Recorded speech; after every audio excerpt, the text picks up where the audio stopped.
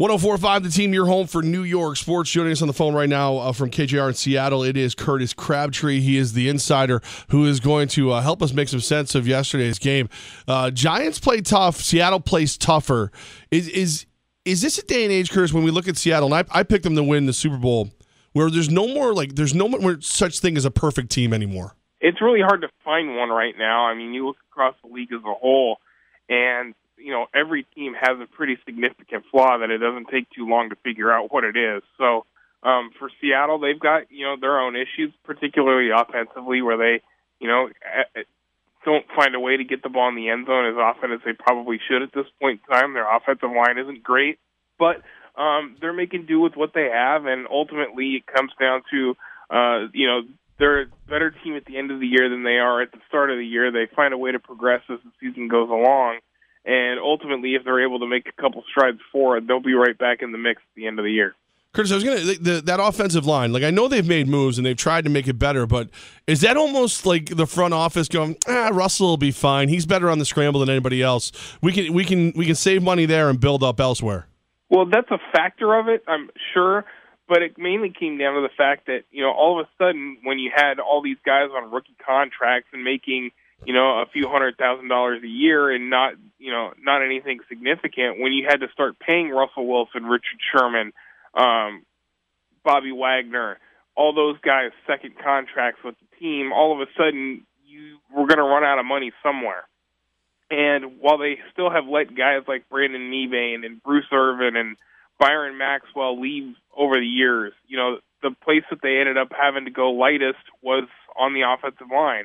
And while they haven't spent a ton of dollars on the position, they've expended a ton of draft picks there, and they just haven't been able to get the return out of that unit that they would hope at this point. So I think this is the best unit they've had in a couple of years. It's still a work in progress. They need to make some more strides moving forward, but I thought yesterday's game was still a pretty sizable step forward for that group, and we'll see if they can continue to progress as the year goes on. What I'm trying to figure out is it a great effort by the Seattle Seahawks defense, or Eli Manning struggling to just find weapons for the Giants on offense? What do you think it was more of this past Sunday? Oh, gosh. I think it was probably more of the Giants' offense being that inept. I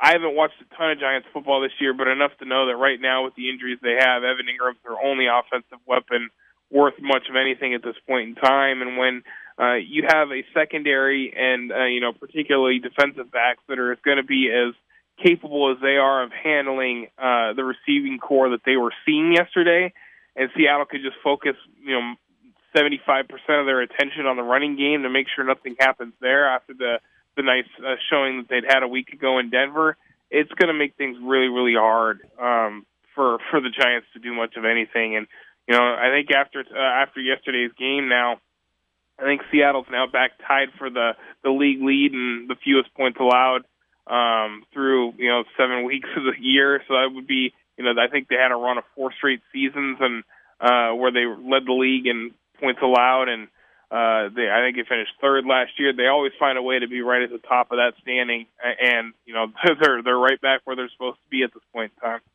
104.5 The Team, your home for New York sports. Giants fall to the Seattle Seahawks. On the phone with us right now from KJR, it's Curtis Crabtree with us. Curtis, there was a dust-up on the sideline with angry Doug Baldwin. What exactly happened?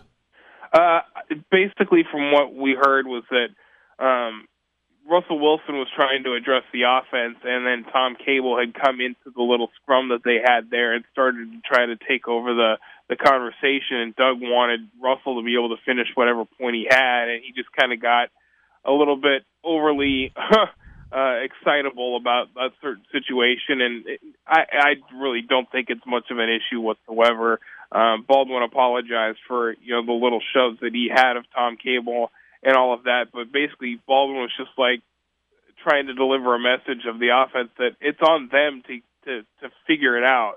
That it's not the play calling, it's not anything from the coaching staff, it's on the players executing and doing their jobs, and he was trying to give them a little bit of a wake-up call on that front, too, and make sure everybody focused in. And so it was a couple little things there, but, in the grand scheme of things, I think it was a pretty minor little thing. Is it actually, Curtis, a good thing considering like how even keel and laid back Russell Wilson is, that somebody on that offense is just willing to, even shove a Tom Cable to make sure that he knows, that's the guy who's in charge? Yeah, I mean, without Marshawn Lynch with the team anymore, and not that he was ever a vocal leader, but he was certainly a massive presence on that offense. Doug Baldwin has absolutely stepped into that role, as being the second voice on offense behind Russell Wilson. And, like as you said, Wilson's not going to be the guy who's going to be the kind of fire breathing kind of voice in there, and so Doug's going to be the guy that kind of handles that sort of situation. So I think that's part of what you saw there, and whether there's any direct correlation or not, that I think that happened with about 5 minutes left in the second quarter. Seattle hadn't scored any points in the game yet at that point. They go on a 24-0 run the rest of the game to ultimately take the victory. And so whether it actually helped them pull their heads out and get things going, I don't know. But they certainly, whether it was a causation or correlation, it's tough to say. But they certainly picked things up after that. The Giants head towards a bye week now. Seattle wins by 17 points, but the Giants' next team they face is the Los Angeles Rams. The Rams are in first place, so which team is the best team in the NFC West the Giants have played, Seattle or the soon-to-be Rams in that division? I'm not sure, and for the first time in a long time, it's tough to say.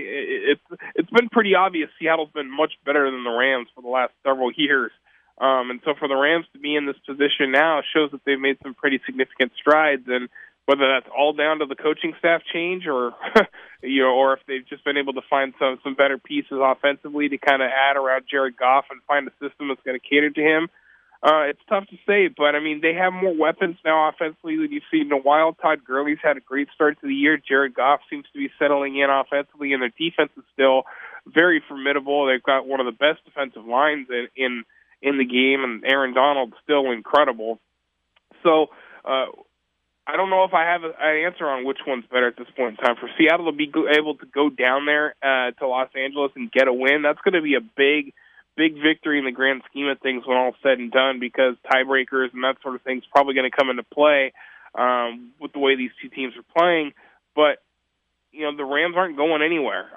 They're a very solid football team, and it'll be a test for the Giants here in another couple weeks. We've got Curtis Crabtree with us, and Curtis, the Giants fans in the area are grasping at straws of what's going wrong. Your team has always been one of those like head coach farm systems. Who's the guy on your squad that's probably going to be the next head coach of the Giants?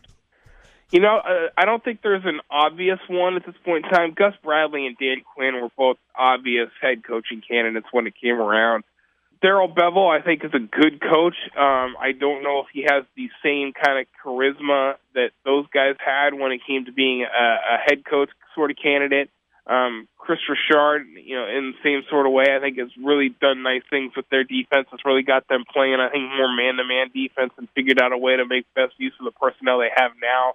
They've evolved through the years of being mainly a zone defense to more of a man-to-man defense since Dan Quinn and Gus Bradley left, and he might be the one that's highest on that list at this point in time, but I don't know if either one of them is going to necessarily blow away the field when it comes to teams looking for new head coaches and with all the other competition you see out there across the league for those sort of jobs. So we'll see how it goes. Richard would probably be the higher one on the totem. Chris, before we let you go, we're also the home for the Jets. What's been the impact of Sheldon Richardson to that defensive unit? I think he's still trying to find his feet. It's a different system, obviously, than he played in New York. So, going from a 3-4 kind of two-gapping sort of defense to a 4-3, one-gap sort of scheme.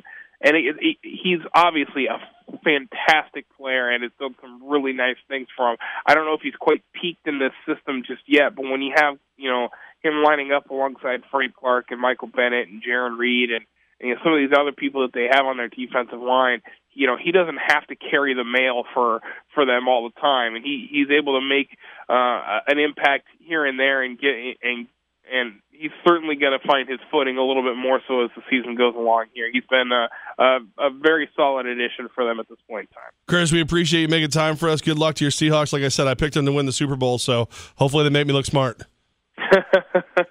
Well, it's one thing to root for, I guess, huh?